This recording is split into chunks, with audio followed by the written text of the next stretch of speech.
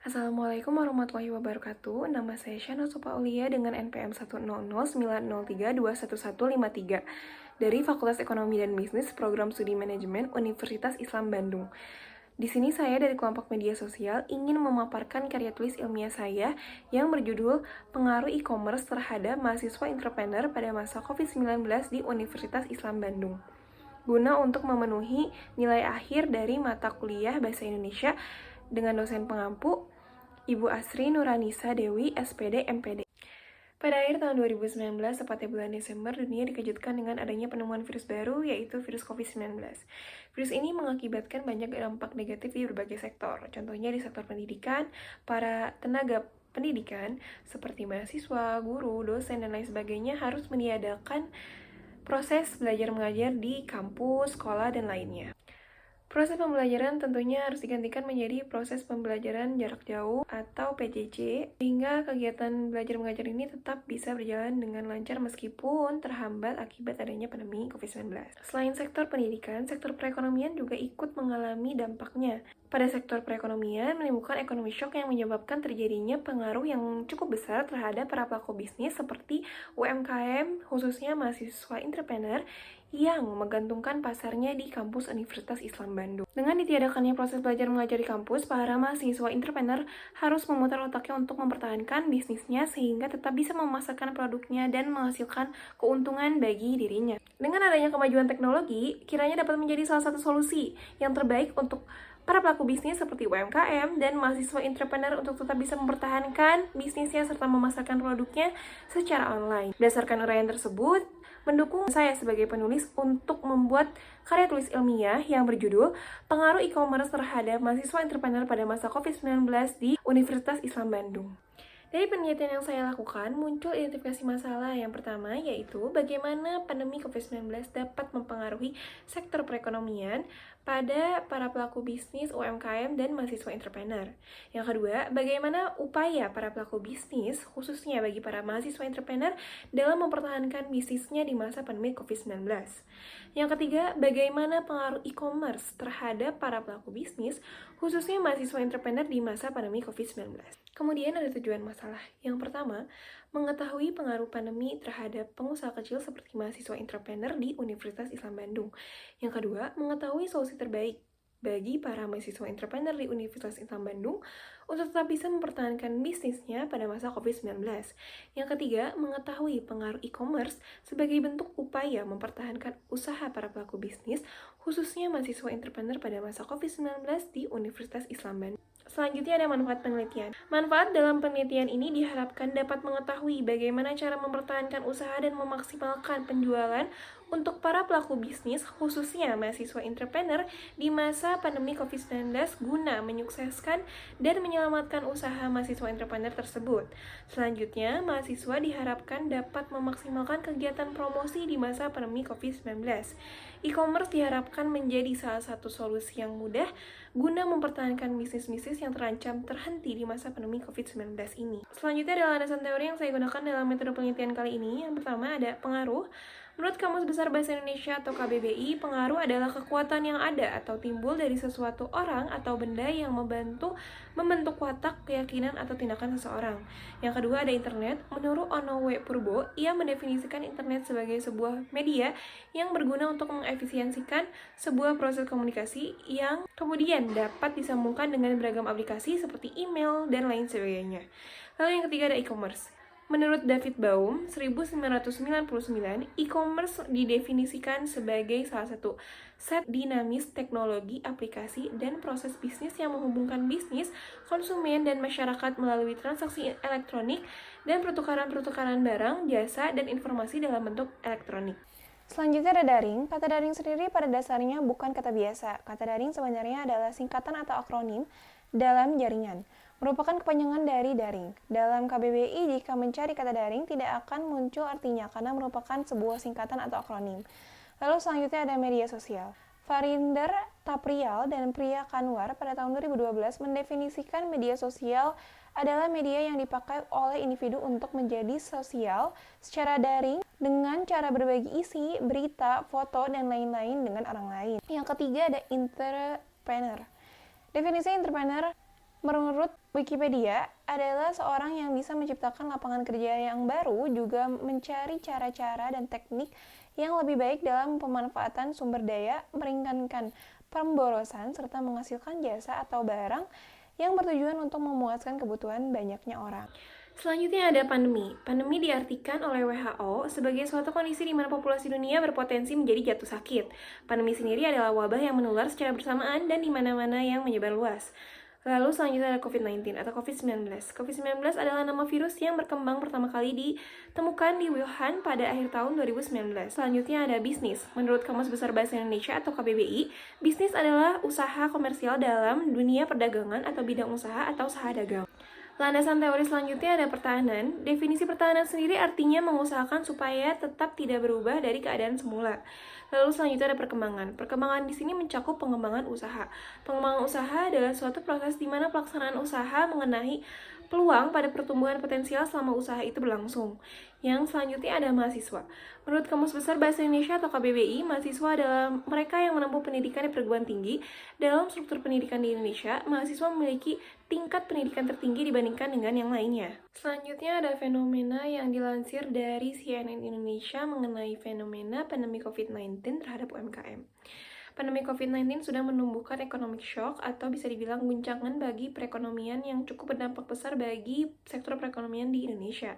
Tentunya pandemi ini mempunyai dampak yang tidak kecil terhadap pelaku bisnis, terutama UMKM dan mahasiswa entrepreneur yang menjadikannya terhambat kegiatan jual beli yang telah menjadi aktivitas untuk mencukupi kehidupan sehari-harinya. Pandemi COVID-19 juga ini memaksakan banyak pelaku UMKM untuk gulung tikar ataupun menghentikan serta membatasi sementara aktivitasnya. Para mahasiswa entrepreneur yang memiliki bisnis juga memiliki dampak yang sama seperti para pelaku UMKM lainnya yang pada dasarnya mereka termasuk ke dalam ekonomi mikro. Teten Mas Duki selaku Menteri Koperasi dan UKM mengatakan 80% pelaku usaha mikro, kecil, dan menengah atau UMKM mencatat margin keuntungan lebih rendah selama setahun terakhir atau lebih tepatnya pada masa COVID-19 sendiri awal masuk ke Indonesia. Teten mengatakan bahwa pandemi COVID-19 menimbulkan banyak dampak dan tantangan baru yang jauh lebih berat bagi sektor kesehatan dan masalah ekonomi. Selain itu, tercatat sebanyak 53% pelaku UMKM mengalami penurunan nilai aset. Hal ini terjadi karena sebagian besar para pelaku UMKM kesulitan mendistribusikan serta menjual produknya. Sementara itu, Teten juga mengatakan bahwa terdapat 44% UMKM yang sudah bergabung di pasar daring atau online. Dengan begitu, mereka bisa memasarkan produknya secara daring melalui platform-platform yang telah disediakan. Lalu di sini saya melakukan penelitian di mana saya menyebarkan kuesioner melalui Google Form yang respondennya merupakan mahasiswa entrepreneur di Universitas Islam Bandung. Lalu selanjutnya saya mengajukan beberapa pertanyaan. Pertanyaan pertama merupakan pertanyaan yang bersifat tertutup, yang dimana pertanyaannya mengenai apakah mahasiswa tersebut seorang mahasiswa entrepreneur atau bukan. Dapat disimpulkan sebanyak 9 orang menjawab ya dengan persentase 66,7%. Lalu yang menjawab tidak dengan frekuensi 6 dengan persentase 33,3%. Dapat disimpulkan bahwa kebanyakan mahasiswa di Universitas Islam Bandung merupakan mahasiswa entrepreneur. Lalu pertanyaan kedua, di mana pertanyaan ini bersifat pertanyaan terbuka, di mana responden memiliki berbagai macam jawaban yang berbeda. Pertanyaan tersebut adalah, jika Anda merupakan seorang mahasiswa entrepreneur, apakah menurut Anda pandemi COVID-19 mempengaruhi bisnis Anda? Maka jawaban tersebut dapat disimpulkan sebagai berikut. Iya, sangat berpengaruh karena kegiatan jual beli secara langsung terbatas. Dan 13 responden yang menjawab pertanyaan tersebut. Selanjutnya ada pertanyaan ketiga, yang dimana pertanyaan ini juga sama, merupakan pertanyaan yang bersifat pertanyaan terbuka, dan responden memiliki berbagai macam jawaban yang berbeda. Pertanyaannya adalah, kesulitan apa saja yang Anda hadapi sebagai mahasiswa entrepreneur, terutama di masa pandemi COVID-19? Maka jawaban tersebut dapat disimpulkan sebagai berikut. Sebanyak 10 responden merasa kesulitan yang dihadapi adalah dalam memasarkan produknya. Lalu sebanyak 1 responden menyimpulkan bahwa kesulitan yang dihadapinya adalah terbatasnya proses produksi dan terhambatnya proses distribusi. Selanjutnya pertanyaan keempat, di mana pertanyaan ini bersifat pertanyaan terbuka, di mana responden memiliki berbagai macam jawaban yang berbeda. Diajukan pertanyaan Apa solusi Anda untuk mempertahankan bisnis Anda ketika masa pandemi COVID-19? Maka jawaban tersebut dapat disimpulkan sebagai berikut. Sebanyak 8 responden menjawab mempromosikan bisnisnya secara online melalui media sosial. Lalu sebanyak 1 responden, upaya dalam mempertahankan bisnisnya, mereka menjawab memberikan diskon kepada konsumen. Lalu ada sebanyak 1 responden, upaya dalam mempertahankan bisnisnya dengan mencari relasi agar saling membantu menaikkan nama bisnis masing-masing. Lalu ada sebanyak 2 responden menjawab tetap melakukan produksi walaupun tidak sebanyak sebelumnya. Lalu ada sebanyak 1 responden yang menjawab tetap optimis dan konsisten dalam mempertahankan bisnisnya. Selanjutnya ada pertanyaan 5, di mana pertanyaan kelima ini merupakan pertanyaan terbuka yang respondennya memiliki berbagai macam jawaban yang berbeda. Dan pertanyaan yang diajukan adalah jawaban responden mengenai pengetahuan e-commerce. Maka jawaban tersebut dapat disimpulkan sebagai berikut. Sebanyak 8 responden menyimpulkan bahwa e-commerce merupakan pasar jual beli secara online. Dan sebanyak 6 responden menyimpulkan bahwa e-commerce merupakan aplikasi yang memanfaatkan teknologi elektronik. Selanjutnya ada pertanyaan ke-6, di mana pertanyaan ke-6 ini merupakan pertanyaan tertutup. Dan pertanyaan yang diajukan adalah, jika Anda sebagai mahasiswa entrepreneur, apakah Anda menggunakan platform e-commerce untuk menjalankan bisnis Anda? Dan dapat disimpulkan jawabannya sebagai berikut. 13 responden menjawab iya atau presentasinya sebanyak 100%. Dan dapat disimpulkan bahwa kebanyakan mahasiswa entrepreneur menggunakan platform e-commerce sebagai wadah untuk menjual produknya. Selanjutnya ada pertanyaan ke-7, di mana pertanyaan ini merupakan pertanyaan tertutup, di mana jawaban responden sebagai mahasiswa entrepreneur mengenai penggunaan e-commerce yang memudahkan bisnisnya dalam menjual produk yang mereka jual. Sebagai jawabannya disimpulkan sebanyak 13 responden atau 100% presentasinya menjawab ya, bahwa mahasiswa entrepreneur menggunakan e-commerce untuk memudahkan bisnisnya dalam menjual produk mereka. Selanjutnya pertanyaan ke-8 dan merupakan pertanyaan tertutup, di mana jawaban responden terhadap penggunaan brand e-commerce apa yang dipakai untuk menjalankan bisnisnya. Lalu jawabannya dapat disimpulkan sebagai berikut. Sebanyak 9 responden dengan presentasi 64,3% menggunakan Shopee, lalu sebanyak 3 responden dengan presentasi 21,4% menggunakan Tokopedia, lalu sebanyak 1 responden dengan presentasi 7,1% menggunakan TikTok Shop, dan sebanyak 1 responden presentasi 7,1% menggunakan carousel. Jadi bisa dapat disimpulkan bahwa Shopee merupakan e-commerce dengan pengguna terbanyak. Selanjutnya ada pertanyaan ke-9, di mana pertanyaan ini merupakan pertanyaan terbuka, di mana responden memiliki berbagai macam jawaban yang berbeda. Maka jawaban tersebut dapat disimpulkan sebagai berikut. Jawaban responden terhadap mengenai alasan para responden menggunakan brand e-commerce yang mereka gunakan. Jawaban yang pertama, sebanyak 9 responden menjawab Shopee dengan alasan lebih dikenal banyak oleh masyarakat Indonesia, cukup terpercaya, mudah digunakan, dan lebih banyak peminatnya. Lalu sebanyak 3 responden menjawab Tokopedia dengan alasan lebih dikenal masyarakat merupakan salah satu e-commerce yang terkenal karena platform tersebut cocok menjual barang seperti produknya, dengan sebanyak 1 responden menggunakan TikTok Shop dengan alasan lebih terjangkau, dan sebanyak 1 responden menggunakan carousel dengan alasan lebih cepat laku. Selanjutnya ada pertanyaan ke-10, di mana pertanyaan ini merupakan pertanyaan terbuka, mana responden memiliki berbagai macam jawaban yang berbeda. Maka jawaban tersebut dapat disimpulkan sebagai berikut. Jawaban responden mengenai manfaat yang dirasakan setelah menggunakan e-commerce untuk menjalankan bisnis terutama pada masa COVID-19. Sebanyak 2 responden menjawab, bisnis dapat berjalan kembali dengan lancar. Lalu sebanyak 9 responden menjawab, membuat bisnisnya lebih mudah dikenal banyak orang dan mudah untuk melayani konsumen. Lalu sebanyak 1 responden menjawab, lebih bisa menghemat dari harga biasanya. Lalu sebanyak 1 responden menjawab, memperbaiki pemasukan terhadap bisnis yang dijalankan. Pertanyaan terakhir, yaitu pertanyaan ke-11, itu merupakan pertanyaan terbuka juga. Responden memiliki berbagai macam jawaban yang berbeda, maka jawaban tersebut dapat disimpulkan sebagai berikut. Jawaban responden terkait perkembangan bisnis setelah menggunakan platform e-commerce pada masa COVID-19. Dapat disimpulkan, sebanyak 8 responden menjawab semakin membaik dan jauh lebih meningkat. Lalu sebanyak 1 responden menjawab masih stagnan atau masih biasa saja, tidak ada perkembangan. Lalu dengan sebanyak 1 responden menjawab sudah cukup mengatasi masalah dan menaikkan omset. Lalu sebanyak 1 responden dengan jawaban naik dan turun. Dapat disimpulkan bahwa dengan menggunakan e-commerce untuk mempertahankan bisnisnya merupakan solusi yang terbaik bagi para pelaku bisnis UMKM ataupun mahasiswa entrepreneur. Selanjutnya, kesimpulan data yang diperoleh. Dari data tersebut dapat ditarik kesimpulan bahwa menggunakan e-commerce bisa jadi sangat berpengaruh dalam mengatasi kesulitan berbisnis di masa pandemi COVID-19. E-commerce menjadi hal penting dalam kegiatan berbisnis bagi para pelaku, khususnya mahasiswa entrepreneur yang dapat merasakan manfaat serta perkembangan terhadap bisnisnya. Karena pengaruh COVID-19, kegiatan berbisnis melalui e-commerce ini dilakukan untuk mempertahankan usaha yang telah dijalankan yang biasanya dilakukan sebelum pandemi COVID-19 secara langsung atau tatap muka. Namun, karena hal ini sulit diterapkan, oleh karena itu, para pelaku bisnis mencari solusi baru yang bisa mempertahankan dan mengembangkan bisnisnya walaupun menghadapi masa pandemi COVID-19 ini, serta mencari inovasi baru untuk bisa beradaptasi dengan situasi yang baru kita semua rasakan ini.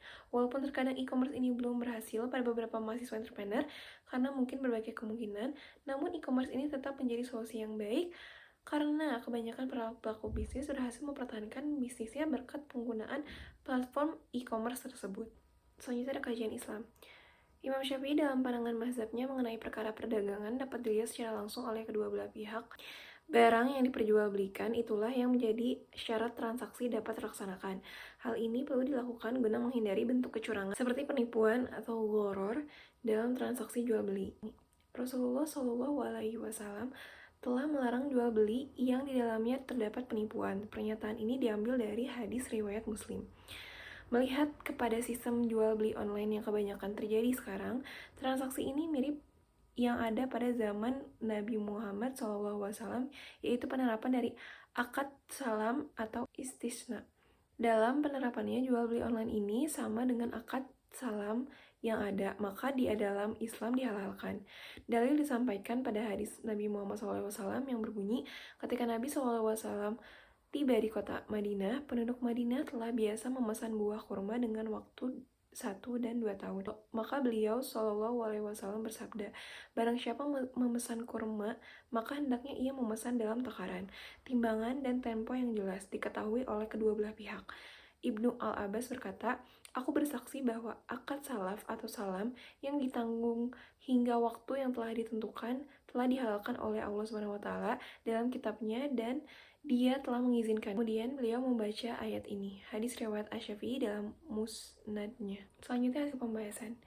Adanya pandemi COVID-19 ini, banyak pelaku bisnis khususnya dalam konteks ini mahasiswa entrepreneur mengalami terhambatnya bisnis bahkan hingga terancam gulung tikar. Tidak bisa melakukan kegiatan jual beli secara langsung seperti biasanya di kampus, semua terpaksa dilakukan secara daring. Selain itu, pandemi COVID-19 juga ini membuat kegiatan dialihkan dari rumah, secara orang menjadikan banyak masyarakat membuat keputusan untuk lebih hemat dalam membeli barang kebutuhannya. Hal ini salah satunya karena mungkin bagi sebagian masyarakat mengalami penurunan dalam penghasilannya. Jika para pelaku bisnis seperti mahasiswa entrepreneur tidak cepat beradaptasi dengan keadaan baru seperti pandemi COVID-19 ini, tidak menutup kemungkinan para pelaku bisnis tersebut bisa mengalami kebangkrutan. Para mahasiswa, khususnya mahasiswa entrepreneur, merasa jika pengaruh COVID-19 terhadap kegiatan ekonomi yang mereka jalankan mengalami penghambatan. Karena terjadinya perubahan situasi dan kondisi, juga kegiatan yang biasanya terjadi secara tatap muka langsung jadi kegiatan serba dalam jaringan. Perubahan ini juga menyebabkan pendapatan menurun tidak sebanding dengan waktu sebelum pandemi tiba. Penurunan ini juga terjadi secara signifikan yang menjadikan para pelaku bisnis harus mencari solusi yang terbaik untuk mempertahankan bisnisnya. Untuk menanggulangi masalah tersebut, para pelaku bisnis mempunyai solusi untuk melakukan penjualan secara daring melalui e-commerce yang menjadi solusi atau jalan untuk mempertahankan dan mengembangkan bisnis para mahasiswa entrepreneur pada masa pandemi COVID-19.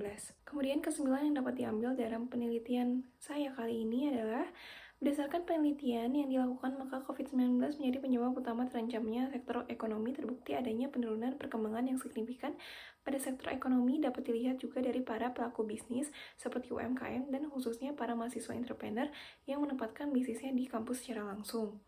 Lalu, penurunan perkembangan usaha ini sangat berpengaruh terhadap pemasukan para pelaku usaha sendiri, khususnya mahasiswa entrepreneur yang mengandalkan pemasukan tambahannya dari bisnis yang dijalankannya. Pandemi COVID-19 ini juga mengakibatkan jalan bisnis dari mahasiswa entrepreneur tersebut menjadi terhambat dan tidak sesuai dengan target yang telah ditentukan sebelumnya. Pendapat yang diperoleh juga tidak sebanding dengan pada saat kegiatan jual beli secara langsung, di mana di sini mengalami penurunan perkembangan usaha yang signifikan. Dengan menggunakan e-commerce ini sebagai sarana transaksi jual beli secara online, terbukti para pelaku bisnis mengalami peningkatan dalam penjualan serta lebih mudah mempromosikan produknya kepada masyarakat. Selain itu, e-commerce juga menjadi solusi mengurangi modal yang biasanya digunakan sebagai modal untuk tempat, ongkos perjalanan, dan lain sebagainya. Sekian pemaparan materi dari saya, semoga ada guna dan manfaatnya. Mohon maaf apabila terjadi banyak kesalahan, dan penelitian saya ini masih jauh dari kata sempurna. Sekian dari saya, wabillahi taufiq wa hidayah. Wassalamualaikum warahmatullahi wabarakatuh.